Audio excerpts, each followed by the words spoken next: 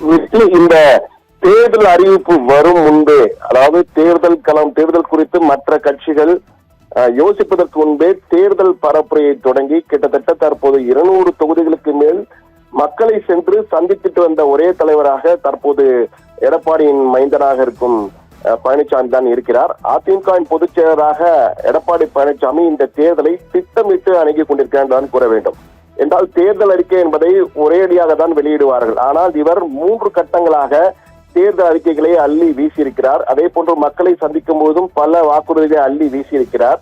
அதுவும் தேர்தல் அறிக்கையில் நீங்கள் பார்த்து வந்தால் இந்த 10,000 ரூபாய் அறிவிப்பு என்பது மிகப்பெரிய ஒரு ஜனரஞ்சகமான அறிவிப்பாக பெண்களால் குறிப்பாக பார்க்கப்படுகிறது. என்றால் ஆட்சிக்கு வந்தவுடன் வீட்டு விலைவாசியை சமாளிப்பதற்காக 10,000 ரூபாய் இலவசமாக தரப்படும், இனாமாக தரப்படும் என்ற வகையிலே உதவித்தொகையாக, கருணை தொகையாக, உதவித்தொகை என்ற வகையில் அறிவித்திருக்கிறார்கள்.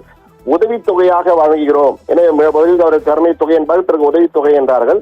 அது மட்டுமல்ல, குலவிளக்கு என்ற திட்டத்தின் கீழ் தற்போது அரசாங்கம் வழங்குகின்ற மகளிர் உரிமை தொகையை குலவிளக்கு திட்டம் என்ற வகையிலே 2,000 ரூபாய் வழங்குகிறோம் என்றார்கள்.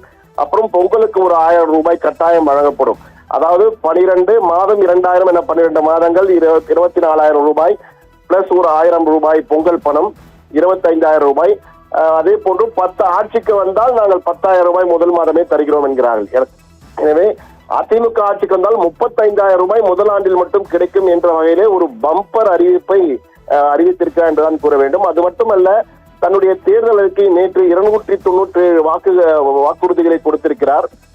அந்த வாக்குறுதிகளே எல்லா செக்ஷன்ஸ் ஆஃப் சொசைட்டி என்பாங்க இல்லையா, அனைத்து தரப்பு மக்களையும் சென்றடையும் வகையிலே அவர்களுக்கு ஏற்றவாறு கடன் உதவிகள் என்று கல்வி கடன் தள்ளுபடி, கூட்டுறவு கடன் தள்ளுபடி என எப்படியாவது ஆட்சியை பிடித்த வேண்டும் என்ற எண்ணத்திலே தன்னுடைய வாக்குறுதிகளை அள்ளி வீசியிருக்கிறார் என்றுதான் கூற வேண்டும் தேர்தல் அறிக்கையிலே. எனவே தேர்தல் அறிக்கையிலும் தற்போது தேர்தல் பரப்புரையில் முந்திக் கொண்ட இபிஎஸ் தற்போது தேர்தல் அறிக்கை முந்திக் கொண்டிருக்கிறார்.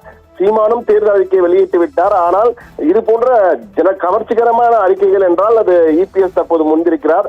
திமுக தேர்தல் அறிக்கை மற்றும் விஜயின் தேர்தல் அறிக்கை வரும்போது என்ன இருக்கிறது என்பதை பார்க்க வேண்டும், முழுமையான அறிக்கைகள் வரும்பொழுது. அதே போன்று தேர்தல் அறிக்கை மட்டுமல்ல, கூட்டணி விவகாரத்திலும், கூட்டணி அமைப்பதிலும் நீங்கள் பார்த்தீர்கள் என்றால் ஒவ்வொரு கட்சியிலும் இப்போது திமுகவிலே மார்க்சிஸ்ட், விசிக போன்றவை எல்லாம் வெளிப்படையாகவே தங்களது அதிருப்தியை வெளிப்படுத்தினார்கள்.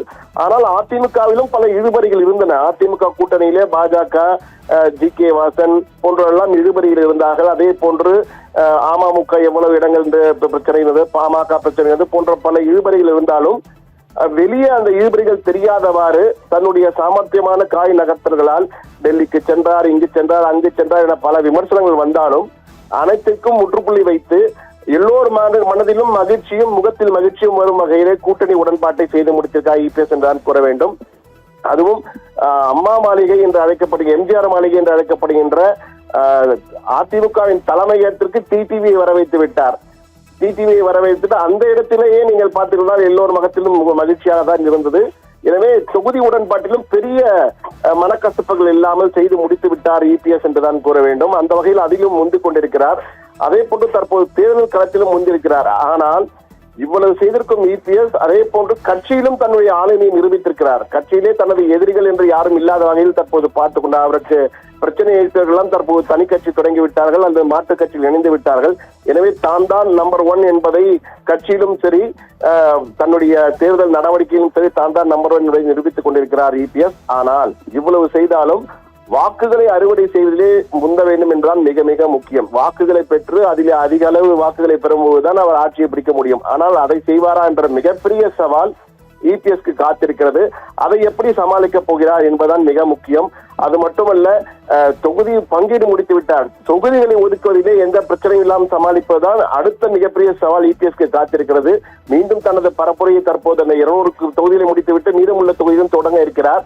ஆனால் இந்த தொகுதிகளை ஒதுக்கீடு செய்வதில் மிகப்பெரிய சவால் இருக்கிறது. அது மட்டுமல்ல, இதை வாக்குகளாக மாற்ற வேண்டும். தற்போது கொடுத்த வாக்குறுதிகளை மக்களுக்கு நம்பிக்கை ஏற்படுத்த வேண்டியது மிக மிக முக்கியம். இபிஎஸ் வந்தால் கட்டாயம் செய்வார் என்ற நம்பிக்கையை ஏற்படுத்துவாரா இபிஎஸ்? அந்த சவாலில் ஜெயிப்பாரா? அதுதான் மிக முக்கியமான சவால். அந்த சவாலை எப்படி எதிர்கொள்ள போகிறார் என்றுதான் பார்க்க வேண்டும். விவசாயியின் மகன் என்று கூறும் இபிஎஸ் விவசாயிகளின் ஆதரவை பெறுவாரா? பெண்களின் ஆதரவை பெறுவாரா, வாக்குறுதிகளை எல்லாம் மக்களிடம் கொண்டு சேர்ந்து அவர்கள் நம்பிக்கையை பெற்று வாக்குகளை அறுவடை செய்வாரா என்பது மிகப்பெரிய கேள்வி, மில்லியன் டாலர் கேள்வி. எது எப்படி இருப்பினும் தற்போதைய தேர்தல் ரேசிலே இபிஎஸ் முந்துகிறார் என்பது மட்டும் யதார்த்த கள நிலவரமாக இருக்கிறது ரித்தி.